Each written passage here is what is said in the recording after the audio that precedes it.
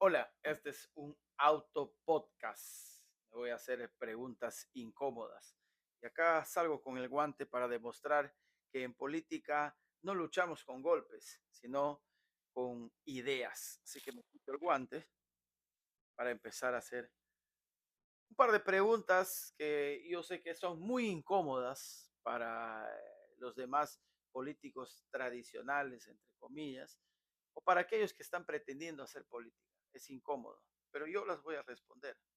Voy a hacer las preguntas y me las voy a responder. Al propósito, quiero mencionar algo muy importante. Ha salido el colectivo Por Ellos No, que acaban de incluir al partido aprista, pero ellos no se dan cuenta que en los últimos acontecimientos que han llevado a la debacle política a nuestro país, sobre todo desde el final del gobierno del 2016 de Pedro Pablo Kuczynski, que ha venido toda una debacle, una sucesión de presidentes, que hemos cambiado casi 10 presidentes en los últimos años, últimos 8 años. El APRA no ha estado en el Parlamento. No ha habido participación de nuestro partido. Es más, hemos perdido la inscripción. Ojo, eso es muy importante. Entonces, para los que tienen este colectivo, deberían repensarlo, porque nosotros no hemos estado en los últimos 8 años de la debacle de la política peruana. Eso es muy importante de precisar. Voy a empezar con algunas preguntas que yo mismo me las hago. Yo mismo voy a responderlas, por supuesto, que son incómodas de cierta forma, pero hay que responderlas porque tenemos que conocernos. Tú, que estás del otro lado, es importante que conozcas a los que en algún momento pretenden postular algún cargo público, porque ellos tienen que someterse al escrutinio del pueblo. A ver, primera pregunta. Gracias. Está bien. Uy, a propósito, está interesante ese recipiente. El APRA gobernó muchos años en el país y también tuvo cuestionamientos. ¿Por qué la gente debería confiar otra vez en un aprista? Uy, esta sí es una pregunta interesante.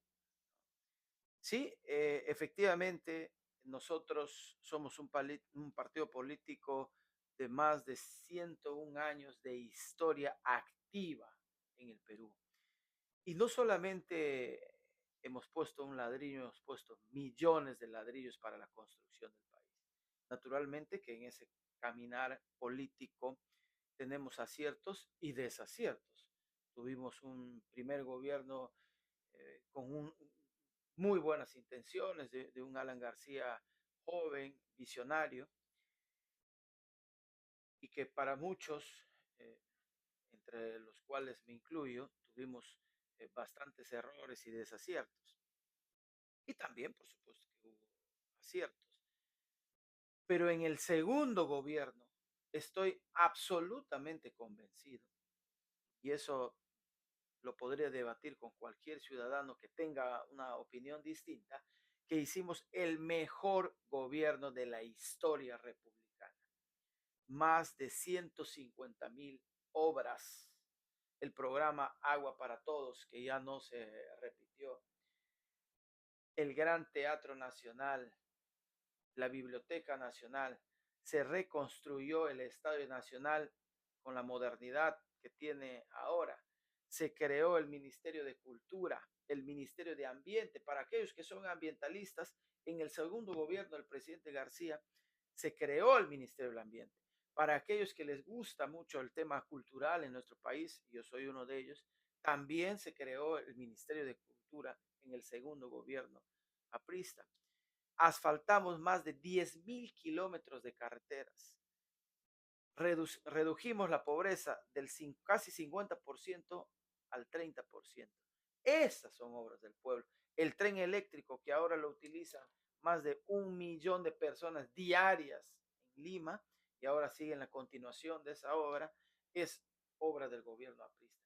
Y así podría enumerar muchas obras. Entonces la pregunta es, ¿gobernó por muchos años?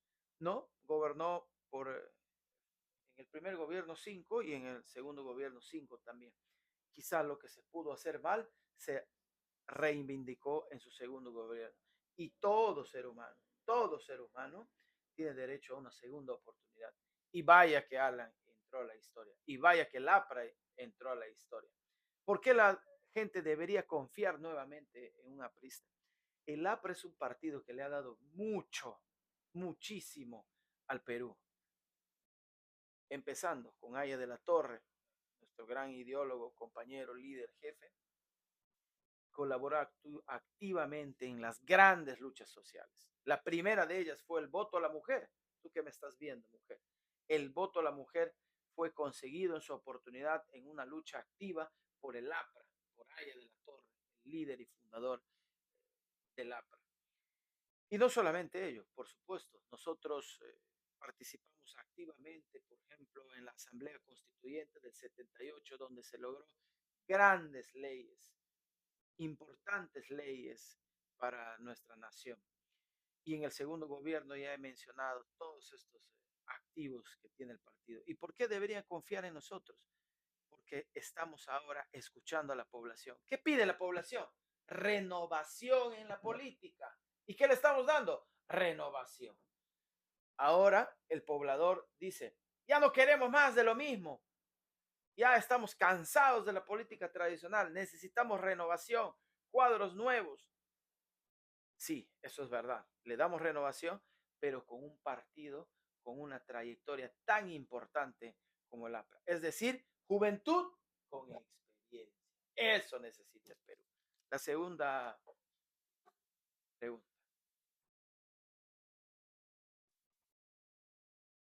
Muchas gracias, muchas gracias. ¿Qué diferencia concreta hay entre usted y los políticos tradicionales que prometen y no cumplen en la región San Martín? Primero, que en los últimos años ha habido un molde en San Martín, un molde en Tarapoto, lamentablemente, en la provincia de San Martín, porque ganan los que más billete tienen. Y no necesariamente porque ellos tienen, sino porque lamentablemente los gobiernos regionales, las municipalidades provinciales, los gobiernos distritales están hipotecados, hipotecados. La política ahora se ha hipotecado. ¿Cómo?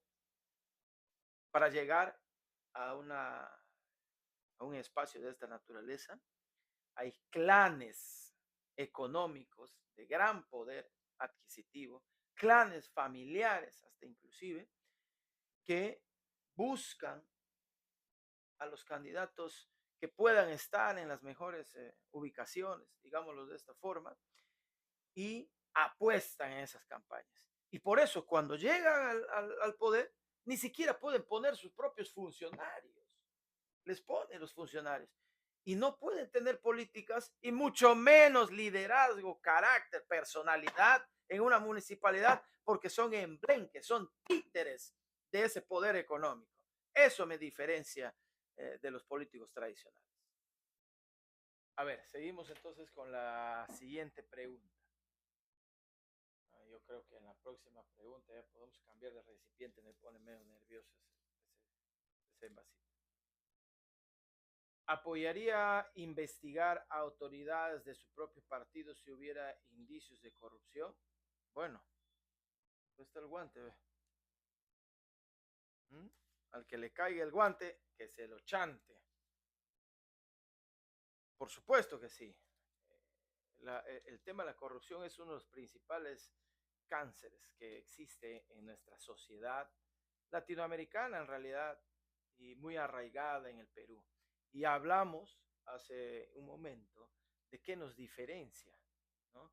Cuando nosotros tenemos fuerzas de poder económicos, lógicamente van a querer dominarnos, ¿no? Pero si tenemos más que la fuerza económica, tenemos la fuerza del pueblo, del corazón del pueblo, lógicamente no hay actos de corrupción. Y si es que los hubiera, sea en un gobierno de algún compañero mío o dentro de la función pública de nuestra municipalidad, sin duda alguna eso se tiene no solo que acusar y denunciar, sino extirpar. Eso es lo más importante. A ver, siguiente pregunta. Esto está mejor, este envasito de mi región, de mi región. Muchas gracias. Tarapoto crece rápido, pero con desorden. ¿Qué obras específicas hará en los primeros 100 días y con qué presupuesto real? Hay dos cosas que debemos trabajar de manera inmediata en Tarapoto. Desde el primer segundo en que entramos a la municipalidad, el tema del agua y el tratamiento de los residuos sólidos.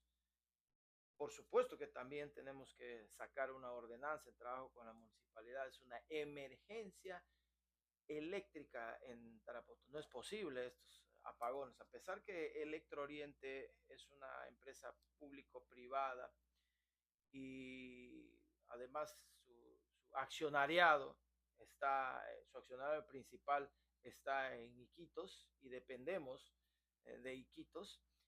Pienso que con acciones políticas podemos generar una bulla tan importante que resolvamos ese problema, colaboremos activamente en resolver ese problema.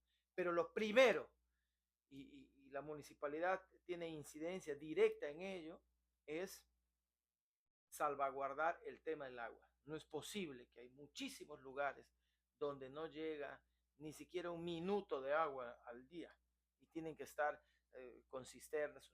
Una cisterna cuesta 600 soles.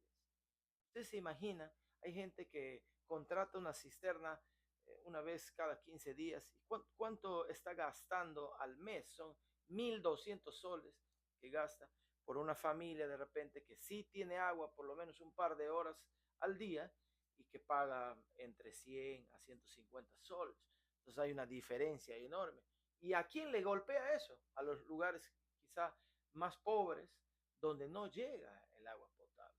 Entonces, ¿cuál es la primera necesidad? ¿Qué debemos hacer en los primeros 100 días? El tema del agua. ¿Y cómo lo vamos a resolver? Porque mucha gente dirá, oye, sí, ya sé que el problema es el agua, pero papito, ¿cómo pues lo vas a resolver? Dime, ¿cómo lo vas a resolver? Ok, primero, reservorios comunitarios. Es fundamental. Nosotros tenemos un gran potencial en aguas subterráneas, pero que no se están aprovechando. El Fondero, el Achual, Fonavi, entre muchos otros, entrando por Flor de la Molina, el distrito de la Banda de en el distrito de la Banda de Chilcayo, que eso podría paliar rápidamente aquellos lugares donde no llega el agua con reservorios municipales. Segundo, cosecha de agua de lluvia con también reservorios municipales. Otros países ya lo están utilizando, el Perú se está quedando atrás, pero eso no va a ser el caso en un gobierno nuestro. Países como Colombia, Bolivia, Argentina, España, entre muchos otros, nos dan unos ejemplos increíbles en cosecha de agua de lluvia, reservorios municipales que luego, después de un tratamiento, llegan a los hogares donde la conexión de agua o la presión de agua no llega.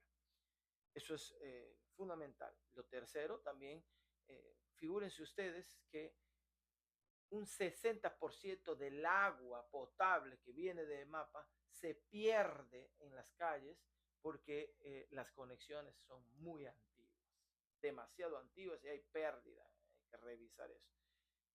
Y el segundo tema de la basura.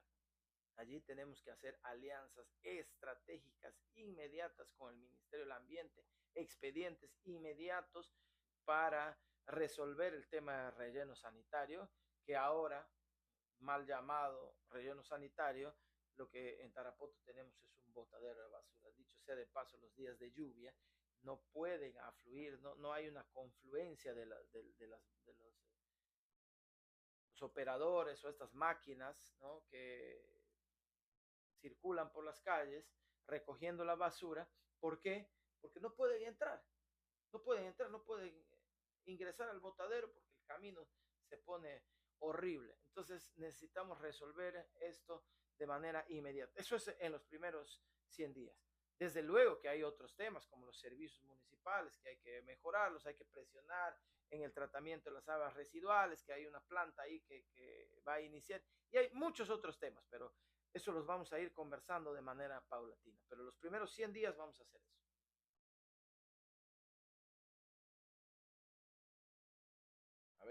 siguiente pregunta. Muchas gracias. Chocolea esa pregunta. Si no logra cumplir sus promesas principales, ¿renunciaría al cargo o pediría revocatoria voluntaria? Bueno, las promesas hay que cumplirlas, ¿no? Si uno hace promesas, evidentemente las tiene que cumplir. Y por eso es muy importante, ciudadano que me estás viendo, amigo, amiga, escuchar bien las promesas. Hay politiqueros, porque no se los puede llamar políticos, hay politiqueros que te hablan de 100 temas. Ahora van a ver ustedes en sus cuadras, en sus calles, en la televisión, en las redes sociales, van a ver gente que te promete el cielo y las estrellas, el oro y el moro, que te promete tantas cosas. Falta un poco más y promete que va a entrar a tu hogar y va a cambiar tu economía. Pues de todas esas promesas, de esas 100 cosas que te dicen, probablemente no hagan ninguna. ¿Por qué? Porque el que mucho abarca, poco aprieta. El que conoce su realidad, el que está preparado para gobernar, tiene la personalidad, la sapiencia, el conocimiento, ha estudiado esa realidad y sobre todo la ha confrontado con otras, sabe que 4 o 5 elementos importantes se tiene que prometer, ¿no? Ya he hablado de 2 que son importantes y luego paulatinamente iremos desarrollando los otros y ahí debemos concentrarnos. Porque si quieres cambiar una realidad, la tienes que liderar, evidentemente. Pero segundo punto es ordenarte, tener muy clara tu visión. ¿Qué es lo que vas a hacer? Y no puedes hacer 100 cosas a la vez, es una mentira. Así que si yo no cumplo mis promesas principales, por supuesto que me someto al escrutinio popular para una revocatoria, ¿no? Ver esa mano virgen. Y otra pregunta. Si llega a la alcaldía, ¿a quiénes colocaría en los cargos clave? ¿Técnicos independientes o militantes del partido? Esta es una muy buena pregunta porque durante muchos años decían que el APRA, o sobre todo en el primer gobierno aprista, hablábamos del tarjetazo, ¿no? Si tú tenías una inscripción en el partido, un carnet del APRA, pues podías entrar al gobierno. Figúrese que en los últimos años esto ha ido cambiando enormemente. En nuestro segundo gobierno no ha sido así. Hemos tenido muchos ministros independientes, gente proba que ha entrado a trabajar por el Perú independientemente de los colores o de su doctrina partidaria. Y eso, ese ejemplo de gobierno, tiene que trasladarse a los gobiernos regionales, gobiernos municipales y los ciudadanos que conocen más, que están mejor preparados y que no tienen tampoco ese rabo de paja de la bendita corrupción o maldita corrupción que existe en nuestro país, pues tienen que estar incorporados en un gobierno municipal. Y puede haber de todo. Yo acá no soy un hipócrita ni mentiroso. Oye, ¿sabes qué? No vamos a meter ni un solo militante en la... No, allá a quienes los crean. Vamos a poner gente de todos los espacios, independientemente de su partido político. ¿Por qué? Porque necesitamos a los mejores. Para hacer el mejor gobierno necesitamos a los mejores. Y eso no tiene nada que ver con un partido político. Me despido de ustedes hasta un próximo Autopodcast.